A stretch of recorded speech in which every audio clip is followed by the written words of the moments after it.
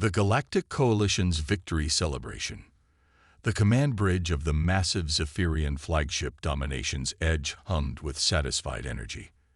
Admiral Kexthar stood before the enormous holographic display, his four arms crossed behind his towering frame, as he watched the final moments of what had been the largest military campaign in galactic history. Red indicators across the star map were turning green one by one, signaling the complete surrender of the Outer Rim colonies. "Admiral," called out Communications Officer Velnera from her station, her crystalline voice cutting through the bridge's ambient noise. "We're receiving confirmation from the Ta City system. The last rebel stronghold has fallen. All 47 systems are now under Coalition control." Kexthar's mandibles clicked in satisfaction. The rebellion that had threatened the stability of the Galactic Coalition for over a decade was finally crushed. His reptilian features showed no emotion, but those who knew him could see the pride in his golden eyes. The Zephyrian Empire had proven once again why they were the dominant military force in the galaxy. "Casualties?" he asked, though he already knew the numbers would be minimal. "Negligible, sir. Our new plasma cannon technology proved devastatingly effective. Most rebel fleets surrendered rather than face complete annihilation." Velnera paused, accessing additional data streams. Total enemy ships destroyed: 2,847. Coalition losses: 23 vessels, mostly from the earlier engagements before we deployed the new weapons. The bridge crew exchanged glances of amazement. Such overwhelming victory was impressive even by Zephyrian standards. Their military technology had advanced so far beyond most galactic civilizations that warfare had become almost routine.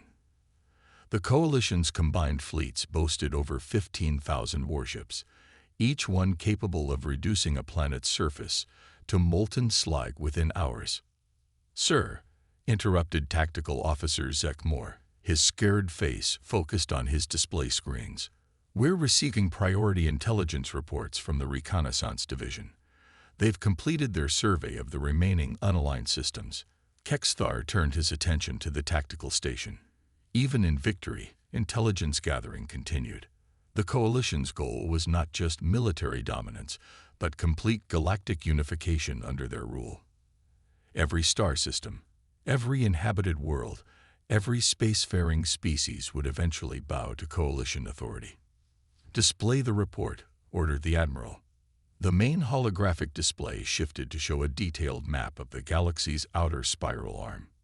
Several dozen star systems glowed with soft yellow light, indicating worlds that had not yet been contacted or conquered by the Coalition. Most were primitive civilizations that posed no threat, but protocol demanded thorough evaluation of every potential military asset or obstacle. "Most of these systems present no strategic concern," Zek Moore reported, his clawed fingers dancing across his control interface. "Primitive agricultural worlds, early industrial civilizations, a few pre-spaceflight species. However, there is one system that our scouts have flagged for review." The display zoomed in on a small, unremarkable star system near the galaxy's edge. A single yellow star with several planets, one of which pulsed with a soft blue glow indicating the presence of intelligent life. "The Sol system," Zek Moore continued. "Third planet from the star, designated as Earth by its inhabitants. The dominant species calls themselves humans. Initial scans indicate they've achieved basic spaceflight capability and have established colonies on nearby worlds within their system." Kexthar studied the display with professional interest. Population: approximately 12 billion on the primary world, with another 2 billion scattered across various colonies and space installations. Their technology appears to be roughly equivalent to what the Altarian Confederation possessed about 3 centuries ago. Several bridge officers chuckled at this comparison. The Altarian Confederation had been conquered by the Coalition decades ago with minimal effort. Their primitive laser weapons and chemical fuel rockets had proven laughably inadequate against Zephyrian military might. "Threat assessment?" asked the Admiral, though his tone suggested he expected the answer to be negligible. Zekmor's mandibles clicked in what passed for amusement among his species. Minimal to non-existent, sir. Our long-range scans detected basic orbital defense platforms around their homeworld and primary colonies. Energy signatures suggest crude particle beam weapons and primitive missile systems. Their largest warships appear to be approximately 800 meters in length, powered by fusion reactors. Honestly, sir, our scout ships could probably handle their entire fleet without support. The bridge crew burst into laughter at this assessment. The idea that such primitive beings could pose any threat to the coalition seemed absurd. The Zephyrian Empire's smallest destroyers were over a kilometer long and equipped with weapons that could vaporize anything the humans might deploy. Nevertheless, Kexthar said, his voice carrying the authority that had made him the coalition's most successful military commander, we will follow standard protocol. A species that has achieved spaceflight deserves the opportunity to surrender peacefully before we demonstrate the consequences of resistance. "Shall I dispatch a diplomatic vessel?" asked Velnera. "No," replied the admiral after a moment's consideration. "We've just concluded the largest military campaign in recent history. Our forces are already deployed throughout this region of space. Send Battle Group 7 to the Sol system. Let them see our strength firsthand. Sometimes a demonstration of overwhelming power prevents unnecessary bloodshed." Battle Group 7 was a moderate force by coalition standards. 47 warships including 2 massive dreadnoughts, each over 3 kilometers long and bristling with the latest plasma cannon arrays.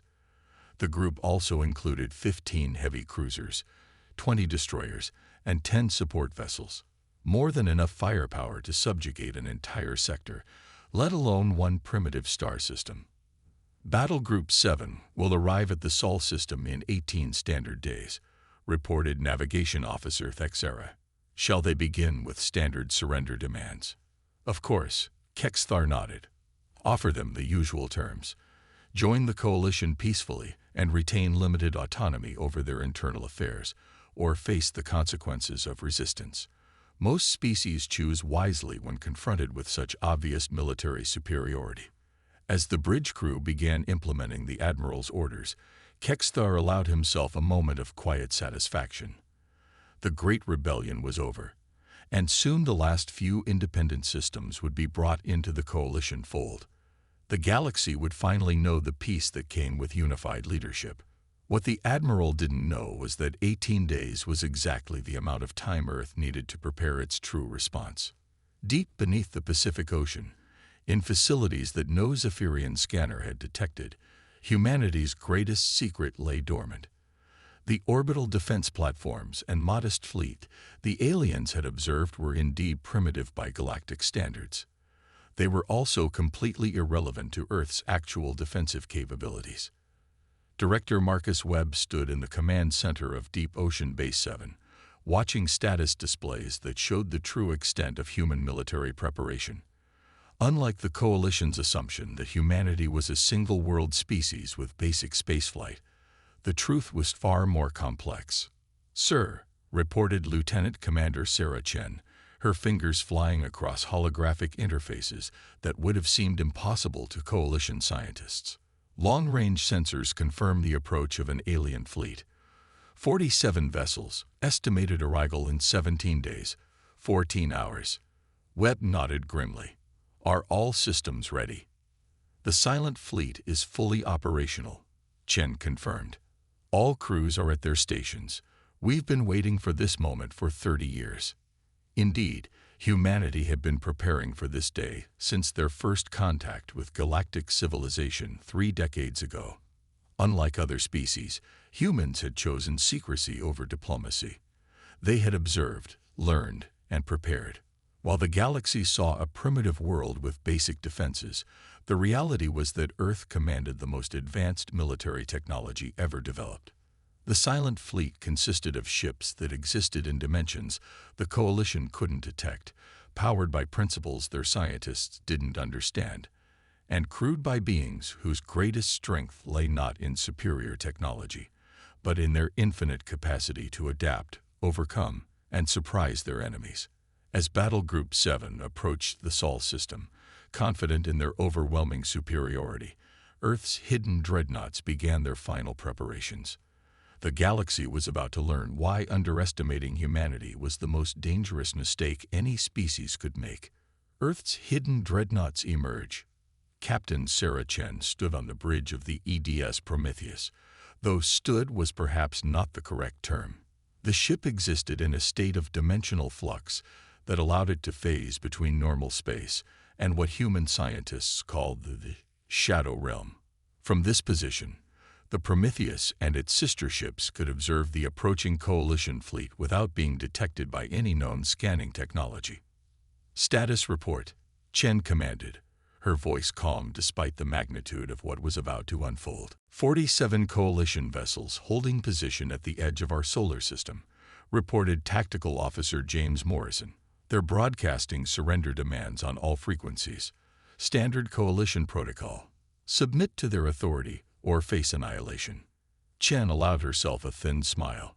The Coalition's arrogance was about to become their greatest weakness. Any response from Earth Command?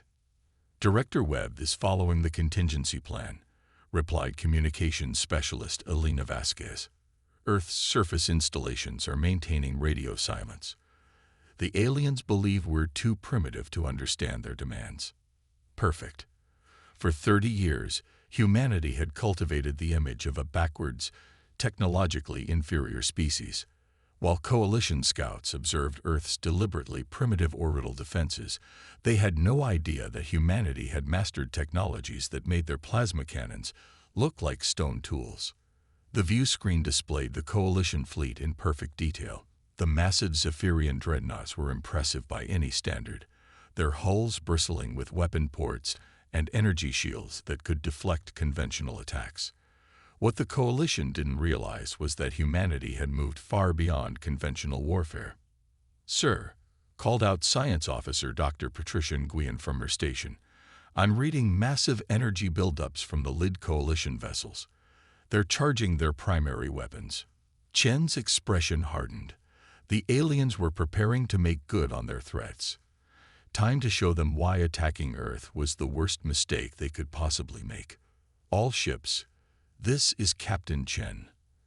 Operation Revelation is now active. Take us into normal space. Around the solar system, 12 massive vessels began to materialize. The EDS Dreadnoughts were unlike anything in the Coalition's experience.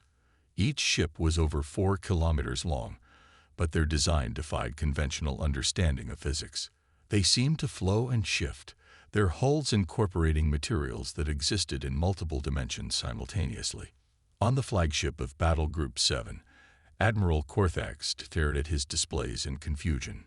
Moments ago, his sensors had shown empty space around the human homeworld. Now 12 enormous vessels hung in the void, their energy signatures unlike anything in Coalition databases. What are those ships? Demanded the Admiral, his 4 eyes wide with shock. Unknown, sir, stammered his tactical officer. They appeared instantaneously. Our sensors can't get a solid lock on them. It's as if they're partially existing in normal space and partially somewhere else. Before Korthax could respond, a communication signal reached his ship. The image that appeared on his view screen was that of a human female, her expression serious but not hostile. I am Captain Sarah Chen of the Earth Defense Service, she began, her words automatically translated by Coalition systems. You have entered our solar system with hostile intent and demanded our surrender. We decline. The Admiral's mandibles clicked in what might have been amusement, if not for the obvious technology gap he was witnessing. Human, you are facing 47 warships of the Galactic Coalition. Your vessels, impressive as they appear, are outnumbered nearly 4-1. Surrender now and your species will be treated with mercy. Chen's smile was anything but reassuring. Admiral, you are operating under a fundamental misunderstanding. You see 12 ships where we see a demonstration of restraint. You assume numerical superiority grants you victory. You believe your weapons are the most advanced in the galaxy. Are you suggesting otherwise? Korthax asked, though something in the human's tone was beginning to concern him. Let me show you something, Chen replied. She gestured to someone off-screen, and suddenly the space around the Coalition fleet filled with additional vessels. Hundreds of them. The silent fleet revealed itself in all its terrible glory. Ships ranging from sleek destroyers to massive battle stations materialized throughout the solar system. Each vessel incorporated the same reality-bending technology as the Dreadnoughts, making them nearly impossible to target or predict. "Impossible," whispered Korthax. "Our intelligence reports indicated minimal military capability." "Your intelligence reports showed you exactly what we wanted you to see," Chen explained patiently. "For 30 years, humanity has observed galactic civilization. We've studied your tactics, your technology, your methods of conquest. We prepared for this day." The Coalition fleet was now completely surrounded by human vessels that seemed to exist partially outside normal space. Worse, energy readings from the human ships indicated weapon systems that operated on principles Coalition science couldn't explain. "This is impossible," Korthax repeated. "No species develops such advanced technology in isolation." "You're thinking like a conqueror," Chen said. "You assume that superior technology comes from conquering others, absorbing their knowledge through force. Humanity took a different path. We learned by watching, by thinking, by imagining what could be possible if we refused to accept limitations." To demonstrate her point, Chen ordered a single warning shot from the Prometheus. The Dreadnought's primary weapon discharged, and space itself seemed to bend around the energy beam. The shot passed harmlessly beside the Coalition flagship, but left a visible distortion in the fabric of reality that persisted for several minutes. "Our weapons don't just destroy matter," Chen explained as Coalition scientists frantically tried to analyze what they had witnessed. "They manipulate the fundamental forces that hold the universe together. Your shields, impressive as they are, defend against energy and projectiles. They cannot defend against attacks that alter the very laws of physics." Admiral Korthax found himself in a position no Coalition commander had experienced in centuries. Facing an enemy with superior technology and tactics, the numerical advantage his fleet possessed meant nothing when the enemy could appear and disappear at will, strike from multiple dimensions, and deploy weapons that his forces couldn't understand, let alone counter. "What do you want?" he asked finally. "What we've always wanted," Chen replied. "To be left alone. Your Coalition is spread across the galaxy, conquering every species it encounters. You assume that might makes right, that superior firepower grants you the authority to rule others. Today, you learn what happens when you encounter a species that refuses to be conquered." The human fleet began moving with coordination that defied belief. Ships phased in and out of normal space, surrounding Coalition vessels with pinpoint precision. The advanced targeting systems that made Zephyrian fleets so dominant proved useless against enemies that could exist in multiple dimensions simultaneously. However, Chen continued, "Humanity is not interested in conquest. We are offering you the same choice you offered us. Withdraw from our space peacefully, and this encounter ends without bloodshed. Continue your aggressive posture and discover what happens when you threaten a species that has spent 3 decades preparing for war." The Coalition fleet found itself completely outmatched for the first time in their military history. Ships that had crushed entire rebellions were now helpless against an enemy that could strike from angles that shouldn't exist and deploy weapons that violated known laws of physics. Admiral Korthax made the only rational decision available to him. "Battle Group 7 is withdrawing," he announced to his fleet. "All vessels, retreat to minimum safe distance." As the Coalition ships began their withdrawal, Chen opened a final communication channel to the entire fleet. "Tell your leaders what you witnessed here," she said. "Tell them that Earth is not a primitive world to be conquered. Tell them that humanity chooses its own destiny. And tell them that any future aggression against our species or our allies will be met with the full force of technologies they cannot understand or counter." The last Coalition vessel disappeared into faster-than-light travel, carrying with them the news that would reshape galactic politics forever. The species that had seemed primitive and harmless possessed military capabilities that surpassed anything the galaxy had ever seen. In the depths of space, Captain Sarah Chen allowed herself a moment of satisfaction. Humanity had revealed its true strength, not through conquest or aggression, but through the demonstration that some species could not be bullied or conquered.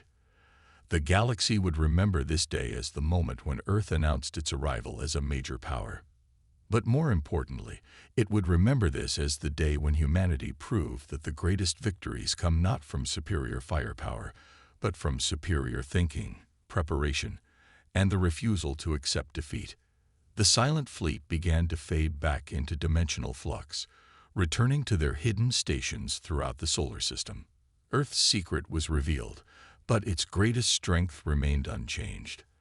The infinite human capacity to adapt, overcome, and surprise anyone foolish enough to underestimate the species that called itself humanity.